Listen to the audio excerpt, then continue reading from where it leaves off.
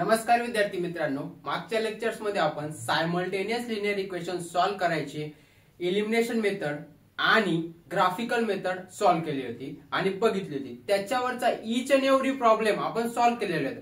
Practice set 1.1 हा जो आहे तो एलिमिनेशन मेथडवर बेस आहे आणि प्रॅक्टिस सेट 1.2 जो आहे तो ग्राफिकल मेथडवर बेस आहे. त्याचे सर्व प्रॉब्लेम आपण सॉल्व्ह केलेले आहे. ते तुम्ही प्लेलिस्ट मध्ये चेक करू शकता, ते अपलोड केलेले आहे. आणि ह्या लेक्चर मध्ये आपण बघणार आहोत डिटर्मिनंट मेथड जी आहे सायमल्टेनियस लिनियर इक्वेशन सॉल्व्ह करायची तिसरी मेथड जी आहे डिटर्मिनंट मेथड. यालाच क्रॅमर्स रूल पण असं म्हणतात. ही मेथड ज्या सायंटिस्टनी डेव्हलप केली किंवा जी शोधली त्या सायंटिस्टचं नाव होतं क्रॅमर्स आणि त्याच्या नावावरून ह्या मेथडचं नाव क्रॅमर्स रूल पण पडलं आणि डिटर्मिनंट मेथड पण पडलं. चला बघूया या लेक्चर मध्ये आपण डिटर्मिनंट मेथड. मी अजय कतारे आणि ARBK मॅथ अकॅडमी मध्ये आपले सर्वांचे स्वागत आहे.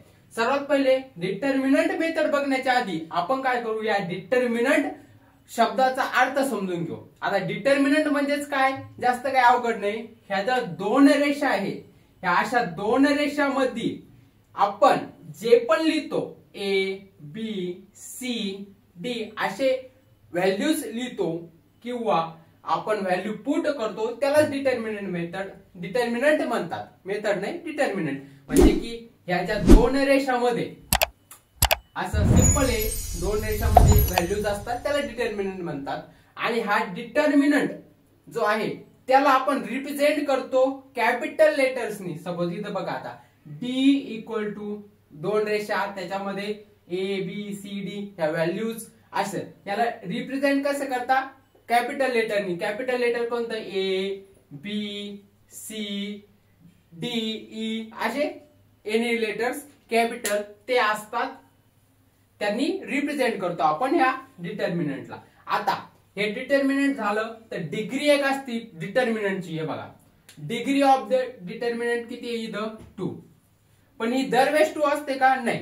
आता जसं तुम्ही 11 क्लास मध्ये गेला तर बघा डिटर्मिनंटची डिग्री वेगवेगळी असते, 2, 3, 2 into 3 असे वेगवेगळे असते. पण इथं फक्त तुम्ही एवढं लक्षात ठेवा क्लास 10 साठी की डिटर्मिनंटची डिग्री किती आहे, 2. Degree of the determinant is 2. हा इम्पॉर्टंट आहे, MCQ साठी विचारलं जातं की डिटर्मिनंट दिलेला आहे तुम्हाला एक आणि त्याची डिग्री किती आहे, तर ती 2 असते. नेहमी 10वी साठी डिटर्मिनंटची डिग्री किती आहे, 2. किती, 2. आणि व्हॅल्यू, आता एक हे जे आहे याच्यामध्ये संख्या असेल काय पण 2, जसं की बघा 3, 2, 4, 5 अशा संख्या आहे. तर ह्या डिटर्मिनंटची व्हॅल्यू म्हणजे याचा आन्सर कसं फाइंड करायचं ते आहे एकदम सिंपल. हे बघा AD मायनस BC म्हणजे असा आणि असा मल्टिप्लाय करायचा आणि मायनस करायचा. चला बघूया. D equal to A into D, AD minus काय करायचं, मायनस BC. आणि इथं सगळ्यात इम्पॉर्टंट लक्षात ठेवायचं, हा सिक्वेन्स चुकायचा नाही. AD म्हणजे असं मल्टिप्लाय आणि मायनस BC असंच करायचं. हे असं नाही, AD मायनस BC. किंवा तुम्ही पहिले BC मायनस AD करसाल, चुकेल, तुमचं आन्सर चुकेल. सो पहिले AD मायनस BC. हे 3 इम्पॉर्टंट पॉइंट आहे, लक्षात ठेवा. सगळ्यात पहिले काय, डिटर्मिनंट काय असतो तो कसं डिफाइन करतात, कॅपिटल लेटरनी. नंतर डिग्री ऑफ डिटर्मिनंट किती आहे, 2. नेहमी डिग्री ऑफ डिटर्मिनंट 2 असते. क्लास 10 साठी फक्त 11th मध्ये गेला, 12th मध्ये गेला ते डिटर्मिनंटची पूर्ण डिटेल चॅप्टर आहे, त्याच्यामध्ये डिग्री वेगवेगळी आहे, ते सोडून द्या. सध्या पुरतं लक्षात ठेवा डिटर्मिनंटची डिग्री किती आहे, 2. आणि व्हॅल्यू ऑफ डिटर्मिनंट म्हणजे क्रॉस मल्टिप्लाय AD असा, AD मायनस BC. एवढं 3 पॉइंट लक्षात ठेवा. चला एक एक्झाम्पल बघू याच्यावरच. आता आपल्याला एक डिटर्मिनंट दिला आहे D इक्वल टू 3, 2, 4, 5 असे. सपोज हे ABCD असं तुम्ही लक्षात ठेवू शकता. आणि याची व्हॅल्यू आता इथं काय आहे, फर्स्ट आपल्याला आहे डिटर्मिनंट दिलेला आहे, कॅपिटल लेटरनी डिनोट केलेला आहे D. तुम्ही कॅपिटल लेटर काय पण घेऊ शकता, ABCDEF XYZ इथपर्यंत कोणतं पण लेटर घेऊ शकता. इथं D घेतलेला आहे इथं, ओके. ह्या डिटर्मिनंटची डिग्री किती आहे, 2.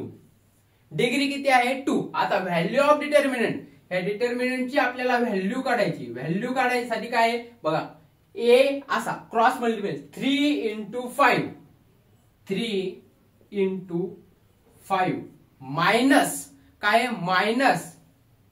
Minus 2 into 4, 2 into 4. हे झाली डिटर्मिनंटची व्हॅल्यू. आता याला सॉल्व्ह करू आपण पुढे.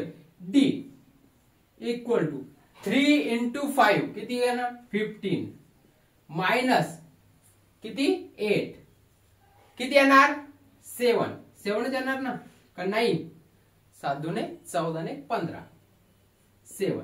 डी ची व्हॅल्यू किती आली 7 आपली. 15 मायनस 8 किती आला आपला 7. ही झाली डिटर्मिनंटची व्हॅल्यू.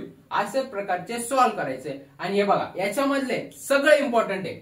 डिग्री इम्पॉर्टंट आहे, डिटर्मिनंटची व्हॅल्यू इम्पॉर्टंट आहे, कारण की हा पण तुम्हाला असा क्वेश्चन येतो की find the value of the determinant, आणि एक डिटर्मिनंट दिलेला असतो. म्हणजे हा पण इम्पॉर्टंट झाला 1 मार्कासाठी. आणि इथे एमसीक्यू येतो की डिग्री किती आहे डिटर्मिनंटची, ए बी सी डी असे ऑप्शन दिलेले असते 4 3 2, मग त्याच्यापैकी टिक करायचं. म्हणजे इथलं एवढं जे आहे एवढा पोर्शन हे सगळ्यात इम्पॉर्टंट आहे.